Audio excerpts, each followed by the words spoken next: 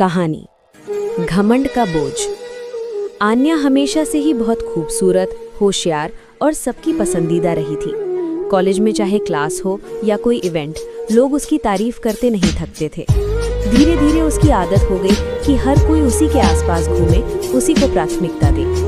उसके स्वभाव में एक हल्का सा अहंकार था जो वक्त के साथ बढ़ता ही गया। उसी कॉलेज में आरव नाम का एक लड़का था, संवेदनशील, शांत और बेहद सच्चा।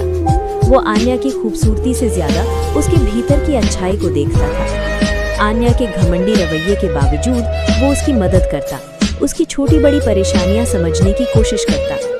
धीरे धीरे आरव का प्यार उसकी हर बात में झलकने लगा, पर आन्या उसे कभी गंभीरता से नहीं लेती थी। तुम जैसे लड़के तो लाइन में खड़े रहते हैं, वो मजाक में कहती, और आरव सिर्फ मुस्कुरा देता।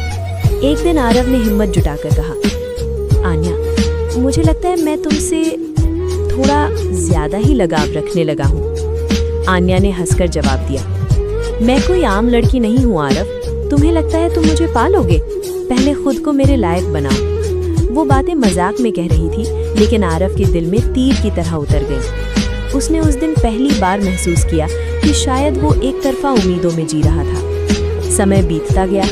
आन्या को लगा आरव अब पहले जैसा ध्यान नहीं देता। जब भी वो आसपास होता, आरव विनम्र तो रहता, लेकिन दूरी बनाए रखता। एक दिन उसे पता चला कि आरव को किसी और कंपनी ने जॉब ऑफर दिया है और वो शहर छोड़ने वाला है। आन्या के दिल में अजीब सी बेचैनी उठी। उसे एहसास हुआ कि वो हमेशा से उसका सहारा रहा है, पर उसने कभी उसकी कद्र नहीं की। एयरपोर्ट जाने से पहले वो आखिरी बार उससे मिलने गई। आरव, तुम जा रहे हो?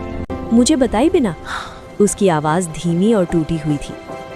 आरव ने शांत स्वर में कहा, आन्या, मैंने हमेशा तुम्हें इज्जत दी, लेकिन शायद तुमने कभी मुझे इंसान समझा ही नहीं। तुम्हारी दुनिया में मेरे लिए जगह तभी थी जब मैं तुम्हें सिर पर बैठा कर रखूं। प्यार बराबरी मांगता है, पूजा नहीं। आन्या की आंखें भर आईं। क्या अब भी रुक नहीं सकते? आरव मुस्कुराया, वही पुरानी सच्ची मुस्कान, पर इस बार उसके पीछे दर्द था।